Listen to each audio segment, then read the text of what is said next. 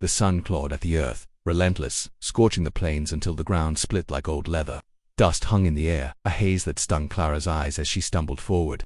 Her left leg dragging, useless, through the dirt. Each step sent a jolt of pain up her spine, but stopping meant surrender, and she'd sworn never to give that to anyone again. The crutch under her arm was splintered, worn smooth where her palm gripped it, and it sank into the cracked earth with every uneven stride. Her lips were chapped, bleeding, the canteen long dry. The horizon shimmered, mocking her with promises of shade that never came. Somewhere behind her, the laughter of the men who'd left her still echoed sharp, cruel, a prank they'd called it. The sheriff's voice had been loudest, his eyes glinting with malice as he'd pushed her toward the rancher's wagon. "Take her," he'd said, tossing her like a bad hand of cards. The rancher hadn't laughed, though. His face had been stone, unreadable as he'd turned the wagon away. Clara's breath rasped, thin and ragged. The world felt too big, too empty. The sky, a weight pressing her toward collapse. Her dress, once fine, was torn at the hem, caked with dust. She'd been somebody's daughter, once affluent. They'd called her, back when her father's name meant something in town. Before the accident that twisted her leg. Before her father's debts turned her into a burden. Then a joke. The sheriff's, the idea of humor, giving her to a stranger like a broken tool, had stripped away the last of her pride. But pride didn't fill a belly or keep the vultures at bay. They circled now, black specks against the burning blue. Patient as death itself. She fell, her crutch skittering across the dirt. Her hands clawed at the ground, nails breaking as she tried to pull herself up. The air smelled of baked clay and despair. A shadow flickered across her vision, not a cloud, not a bird, but something solid. Moving hooves. The sound grew, steady, deliberate, not the frantic gallop of her imagination. She squinted, her heart stuttering. The rancher's wagon. He'd come back, or maybe he'd never left. His silhouette was dark against the sun, hat low, reins loose in his hands. He didn't speak as he stopped, just looked at her, his eyes, shadowed but not unkind. Clara's throat tightened, not with hope but with something heavy as shame, maybe, or the weight of being seen. He climbed down, boots crunching the earth, and knelt beside her. His hands were rough, calloused, but they moved with care as he lifted her crutch and pressed it into her palm. "Can you stand?" His voice was low, like gravel underfoot. She nodded, though her body screamed otherwise. He didn't touch her, didn't offer pity, just waited as she hauled herself up, her good leg trembling. The wagon creaked as he climbed back, and he held out a hand not to pull her up but to steady her as she climbed herself. She did, slow, graceless, her breath hitching with the effort.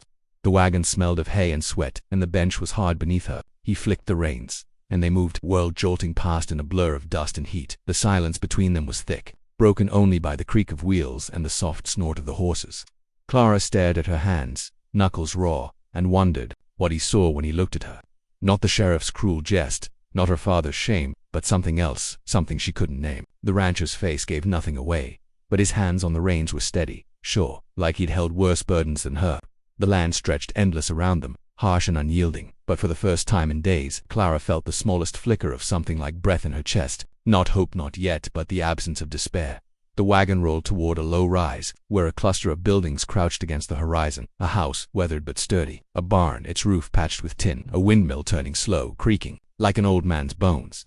The air carried the faint sweetness of alfalfa, undercut by the tang of manure. Clara's eyes burned, not from dust now, but from the weight of being somewhere that might hold her even for a moment. The rancher stopped the wagon, and the silence settled again, heavy with possibility. He looked at her, not with pity but with something closer to recognition. "You'll stay," he said, not a question. Asterisk. The ranch house smelled of wood and damp earth, its walls stained dark by years of wind and neglect. Clara sat at the edge of a chair, her crutch propped against the table, its rough grain catching at her fingers. The room was spare, bare walls, a hearth with a low fire, a single window letting in the last of the day's light, gray and thin. The rancher, whose name she'd learned was Elias, moved with quiet purpose, setting a tin plate before her, a slice of cornbread, a spoonful of beans, steam curling faint in the cool air. Her stomach twisted, hunger warring with a knot of distrust she couldn't shake. She ate slowly, each bite a small defiance against the weakness threatening to pull her under. Elias didn't watch her eat, didn't hover. He stood by the window, his back to her, broad shoulders cutting a silhouette against the fading sky. Mind drifted unbidden to the night her world had unraveled. The sheriff's parlor, all polished wood and cigar smoke, her father's voice slurred with whiskey as he laughed too loud. She'd been upstairs, hidden in the shadows, her leg aching from the day's effort to seem whole. The accident was years past. A runaway horse, a shattered knee, but the shame was fresh, her father's eyes sliding past her like she was a stranger. The sheriff had leaned close, his breath sour, and made his offer. A prank, he'd called it. to give her to Elias, the reclusive rancher who'd never taken a wife. "He'll take anything," the sheriff had said, and her father hadn't argued, just nodded like she was livestock to be bartered. The memory burned, sharp as the wind that had cut through her on the plains. Elias turned from the window, his face half lit by the fire's glow. "You'll have the back room," he said, voice steady but not soft. "Blankets are there. It's cold." He didn't ask about her leg, her past, or why she'd been left to die. She wanted to hate him for it, for seeing her weakness and saying nothing, but there was no pity in his silence, only space. She nodded, her throat too tight to speak, and followed him down a narrow hall. The room was small, a cot with a thin mattress, a quilt folded neat at the foot. The air smelled of cedar and dust, and the windows showed nothing but black. She sat on the cot, the springs creaking under her weight, and listened as his boots faded back to the main room. Sleep didn't come easy. The dark pressed close, and every creak of the house felt like a warning. She saw her mother's face, pale and sharp, the last time they'd spoken. "You're stronger than they think," she'd said, before fever took her. Clara hadn't believed it then, and didn't now, but the words clung like burrs. She thought of Elias, his hands steady on the reins, his eyes that didn't flinch from her limp. He hadn't laughed with the sheriff, hadn't mocked her, but trust was a brittle thing, and she'd learned long ago it could snap under the weight of a single wrong word. Morning came, gray and cold, the air sharp with frost. Clara woke to the sound of chopping wood. Rhythmic, unhurried, she pulled herself up, her legs stiff, and leaned on her crutch as she made her way to the door. Outside, Elias worked, his breath clouding in the chill. The axe rose and fell, splitting logs with a clean crack. It didn't look up, but she felt seen all the same. The land around them was raw scrub grass, gnarled trees, a sky heavy with the promise of snow. It was no kinder than the plains she crossed, but it held a different weight, like it might carry her if she let it. He stopped, resting the axe against a stump, and gestured toward a shed. "There's work if you want it," he said, sorting seed. Light enough. His tone wasn't charity, but an offer, plain and unadorned. Clara's chest tightened. Work meant purpose, meant she wasn't just a burden. She nodded, her crutch sinking into the soft earth as she followed him. The shed smelled of grain and oil, and a small table held sacks of seed wheat, barley, rye. Her hands, unsteady at first, found a rhythm, sorting the good from the bad. The task was simple, but it anchored her, each seed a small defiance against the laughter that still echoed in her ears. ****. The shed was a small refuge, its air thick with the scent of dry grain and old wood. Clara's hands moved over the seeds, her fingers sifting through the rough husks, separating the plump from the shriveled. The work was slow, deliberate, each motion a tether to something solid. Her crutch leaned against the table, close enough to grab but far enough to feel like she wasn't wholly broken. Outside, the wind hissed across the plains, rattling the shed's loose boards.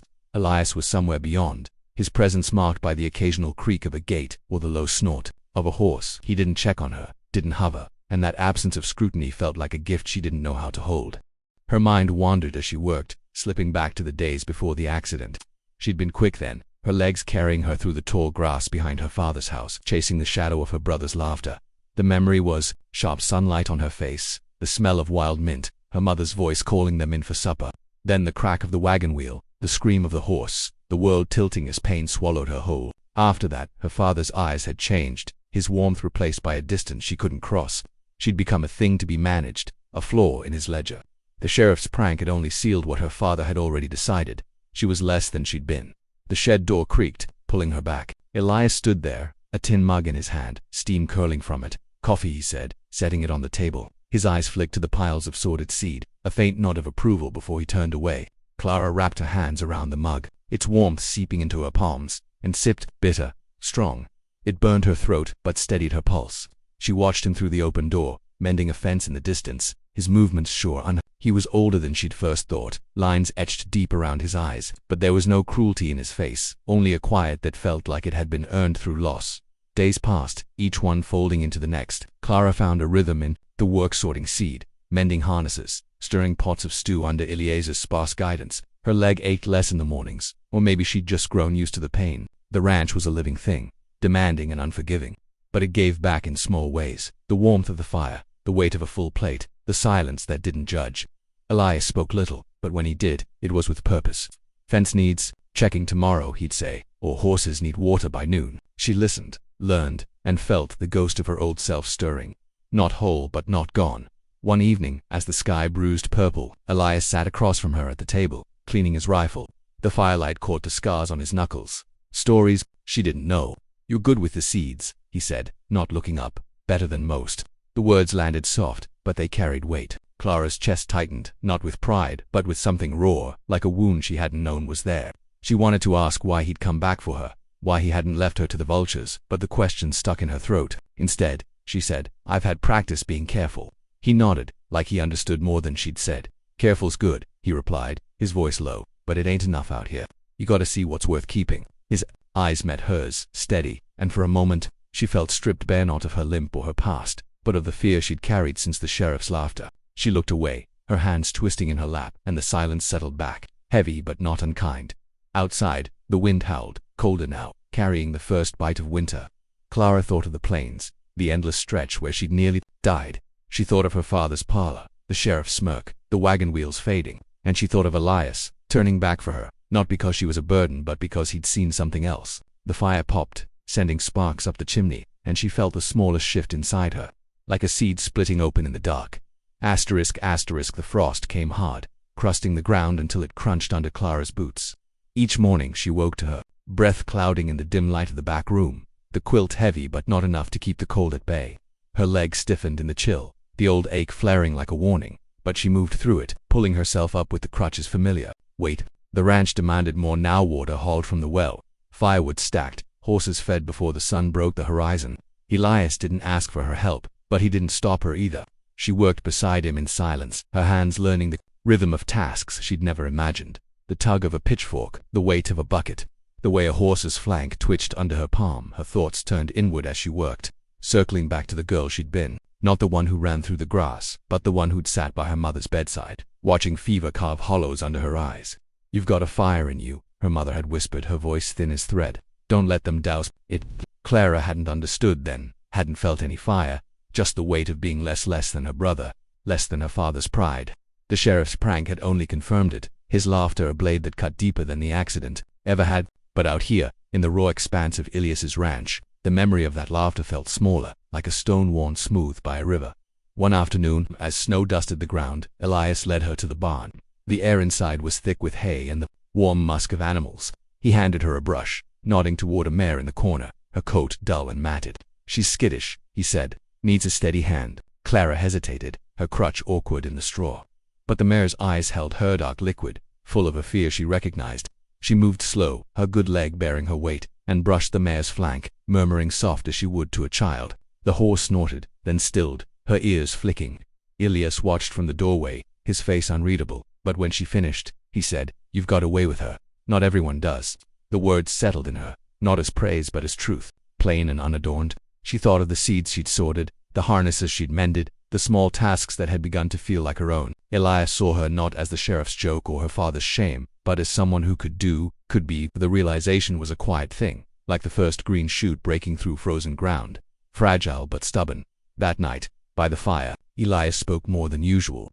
"Lost my brother out here," he said, his voice low, the words half swallowed by the crackle of the flames. "Fever took him, same as my ma years before. Land don't care who you are.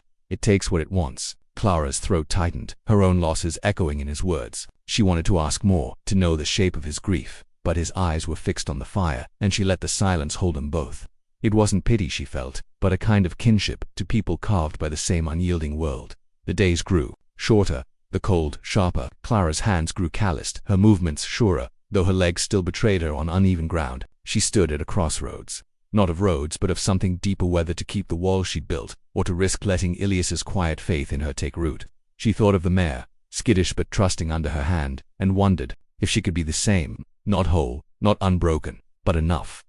Outside, the snow fell thicker, blanketing the ranch in silence. Clara stood at the window, her crutch a steady weight under her arm, and watched the flakes drift, each one catching the faint light from the house. The world felt vast, indifferent, but not cruel, not anymore. She thought of the plains, the dust that had choked her, the vultures that had circled. They were still out there, but here, in this moment, she was not there. Prey. The snow fell steady now, cloaking the ranch in a hush that felt like the world holding its breath. Clara stood at the edge of the porch, her crutch sinking into the fresh powder, her breath a fleeting cloud in the air. The cold bit at her knuckles, but she didn't retreat. The land stretched before her, white and endless, its edges softened but no less vast. She felt the weight of it, not as a threat now, but as a question. Could she stay? Could she carve a place here, not just in Elias's house but in the rhythm of this unforgiving earth?